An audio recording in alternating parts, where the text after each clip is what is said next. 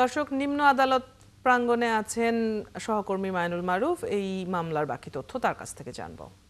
মাইনুল, কখন শুরু হবে যুক্তিতর্ক উপস্থাপন, আর আজ কি রায় ঘোষণার তারিখ দেওয়ার কথা রয়েছে?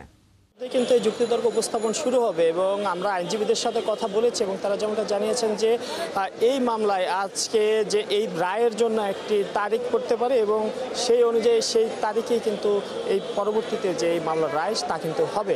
অর্থাৎ এর আগে আমরা দেখেছি যে শেখ হাসিনার যেই বা তার পরিবারের যে মামলা তিনটি রয়েছিল সেই মামলা কিন্তু রায়ের তারিখ দেওয়া হয়েছে 27 নভেম্বর। আজও কিন্তু আরেকটি মামলা রয়েছে শেখ হাসিনা এবং বিশেষ করে এটি শেখ রেহানার পরিবারের দুর্নীতির বিষয়ে।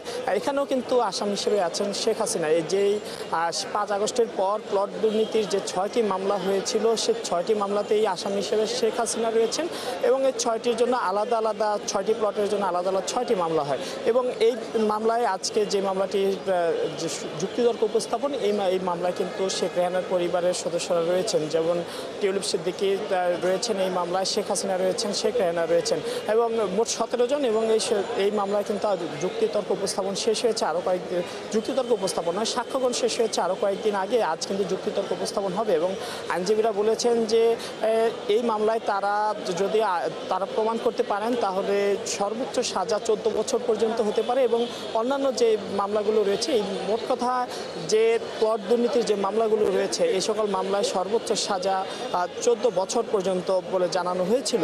এর পাশাপাশি আরেকটি বিষয় আমি যদি বলি যে 6টি মামলা হয়েছে তার মধ্যে কিন্তু কোনো আসামি কিন্তু গ্রেপ্তার নেই, শুধু একজন আসামি গ্রেপ্তার রয়েছেন এবং তাকে কিন্তু কিছুক্ষণ আগেই কোর্টে আনা হয়েছে। তিনি সাবেক রাজউক কর্মকর্তা খুরশেদ, তার আইনজীবী রয়েছেন, তার আইনজীবীর সাথে মূলত আজকে যুক্তিতর্ক হবে। এছাড়া অন্যান্য যে যারা পলাতক রয়েছেন শেখ হাসিনা, শেখ রেহানা বা টিউলিপ সিদ্দিকী, তাদের পক্ষে কোনো আইনজীবী না থাকায় যুক্তিতর্কে কিন্তু তাদের যে আইনি সুবিধা কিন্তু তারা পাবেন না।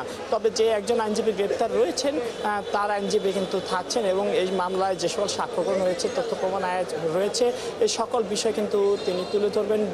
তার পাশাপাশি যে রাষ্ট্রপক্ষ বা দুদকের যে আইনজীবীরা রয়েছে, প্রসিকিউশন রয়েছে, তারাও কিন্তু তাদের কথাগুলো তুলে ধরবেন এবং আজকে যদি যুক্তিতর্ক শেষ হয় তাহলে এই মামলায়ও হয়তো রায়ের জন্য দিন নির্ধারিত হবে। এর আগে আমরা দেখেছি যে শেখ হাসিনার কিন্তু 5 আগস্টের পর মোট 2টি কিন্তু তার সাজার আদেশ হয়েছে বা রায় হয়েছে, সেগুলোর রায় ঘোষণা হয়েছে। মাইনুল, আপনার কাছ থেকে আমরা জেনে নিচ্ছিলাম আজকের মামলার প্রসঙ্গে। ধন্যবাদ যুক্ত হবার জন্য। দর্শক, সহকর্মী মাইনুল মারুফ নিম্ন আদালত থেকে যুক্ত ছিলেন এতক্ষণ।